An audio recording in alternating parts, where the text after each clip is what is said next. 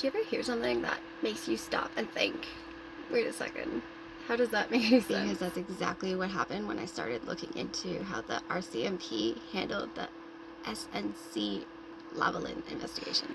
When I noticed the clip of the RCMP head commissioner being pressed on whether or not they even attempted to interview Justin Trudeau, it had been removed. I knew that this was something we were talking about. So the short version is that back in 2019, Canada's Attorney General, Jody Wilson-Raybould, said that Justin Trudeau and the people in his office pressured her to give a lighter deal to a big company called SNC Lavalin, which was facing corruption.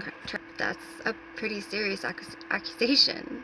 This is Canada's Attorney General accusing the sitting Prime Minister and his party of interfering with the justice system. So, naturally, the RCMP launched an investigation.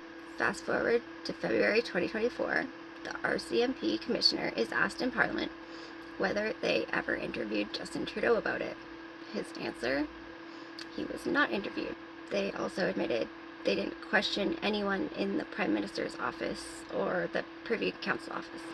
So just in case you aren't clear, someone says they were pressured by the Prime Minister's team, the RCMP opens an investigation, and then closes it without talking to the people accused of doing the pressuring. Just imagine if that were you.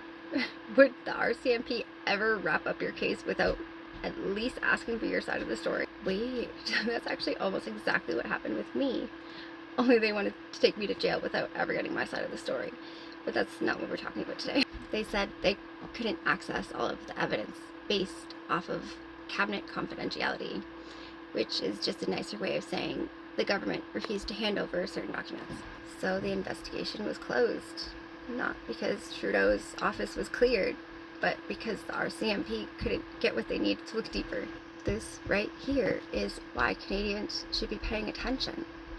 When the most powerful people in the country can be accused of wrongdoing and the investigation ends before they're even questioned, that's a system that protects itself instead of protecting truth. This isn't about left or right, it's about right and wrong. If we ever want to trust our institutions again, then we, the people, have to start demanding more than silence. We deserve a real investigation. We deserve real answers. We deserve the truth. That's how we start taking our country back.